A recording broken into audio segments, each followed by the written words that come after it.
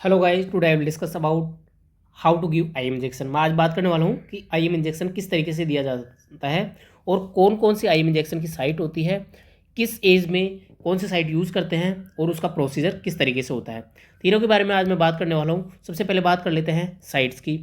Sites जो रहती है वो तीन साइट रहती है, वेस्टस, लेटरलिस, दूसरा डेल्टोइड और तीसरा वेंट्रोग्लूटियल मसल्स होती है। ठीक है, जो फर्स्ट जो मसल्स होती है वेस्टस लेटरलिस मसल्स होती है वो इन्फेंट्स में यूज़ की जाती है। दूसरा डेल्टोइड जो अपर आर्म में होती है वो मसल्स वो ओल्डर चिल्ड्रन एंड अडल्ट्स में यूज़ की जाती है। और तीसरी जो मसल्स रहती है वेंट्रोग्लूटियल मसल्स वो अडल्ट और ओल्डर चिल्ड्रन में यूज़ की जाती है। मैं आपको इनकी इमेज भी बताऊंगा और प्रोसीजर भी बताऊंगा। सबसे पहले अपन साइट की बात कर रहे हैं।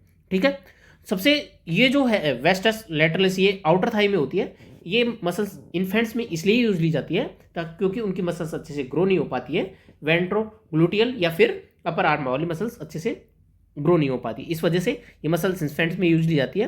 दूसरा डेल्टोइड मसल्स होती है अपर आर्म में, वो उनको वेंट्रोग्लूटियल मसल्स इसलिए यूज नहीं ली जाती क्योंकि अच्छे से ग्रो नहीं हो पाती है। तीसरी जो इंपॉर्टेंट है और मोस्ट कॉमन जो साइट है ये है वेंट्रोग्लूटियल मसल्स, इसमें मसल्स अच्छे से ग्रो हो जाती है। अब तीनों की अपन इमेज देख लेते हैं। सबसे पहले इमेज बात करते हैं वेस्टस लेटरलिस मसल्स की। जो अपना ग्रेटर ट्रोकेंटर होता है, जो थाई वाला पार्ट होता है उसके अंदर जो अपर में जो ग्रेटर ट्रोकेंटर होता है और जो नीचे वाला पार्ट है लेटर फीमोरल कोंडाइल, इन दोनों के बीच की जो मसल्स है होती है उसी बोलते हैं अपन वेस्टस लेटरस मसल्स। ठीक है, इस मसल्स के बीच में अपन फील कर लेंगे दोनों चीज़ें, उस बीच में मिड वाला पॉइंट अपन चूज करेंगे और आईएम इंजेक्शन उसके लिए यूज ली जाती है इन्फेंट्स में। दूसरा जो मसल्स है अपर आर्म वाला मसल्स वो होती है अपनी डेल्टोइड मसल्स। इसमें किस तरीके से आइडेंटिफाई करेंगे, जो ऊपर का एक्रोमियन प्रोसेस होता है वहाँ अपन फील करेंगे और नीचे जो डेल्टो ट्यूब्रोसिटी होती है वहाँ फील करेंगे। और इन दोनों के मिड वाला पार्ट अपन इंजेक्शन साइट के लिए यूज़ करते हैं। ये दोनों पार्ट अपन क्लियर हो गए। तीसरी जो इमेज है अपने ग्लूटियल मसल्स की।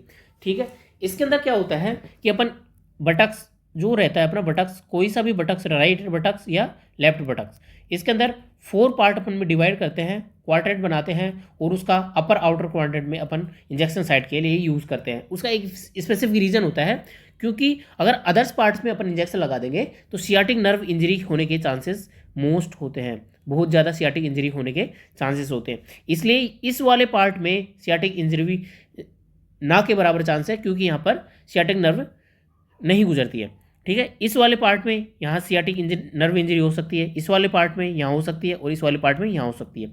अगर सियाटिक नर्व इंजरी हो जाती है तो क्या होता है, अपने लोअर पार्ट पूरा पैरालिसिस होने के चांसेस होते हैं। इसलिए अपने ये सेफेस्ट पार्ट होता है, इसलिए अपन यहाँ पर ये वाला अपर आउटर क्वाड्रेंट यूज़ करते हैं। जैसे मान लो डाइक्लोफेनिक इंजेक्शन देना है तो डाइक्लोफेनिक इंजेक्शन देने के लिए सबसे पहले इंजेक्शन है 2 ml सिरिंज में लोड करेंगे। उसके बाद क्या करेंगे अपन, एक स्टाइल स्वाब से क्या करेंगे, स्प्लिट वाले स्वाब से क्या करेंगे, इनर टू आउटर क्या करेंगे, क्लीनिंग करेंगे।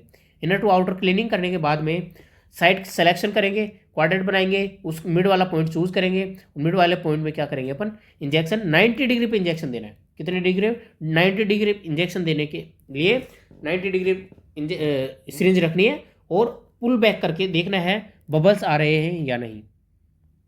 ठीक है, बबल्स आने चाहिए। यदि किसी भी प्रकार का ब्लड कंटेंट आ रहा है तो वापस इस सिरिंज को निकालेंगे और डिस्कार्ड कर देंगे।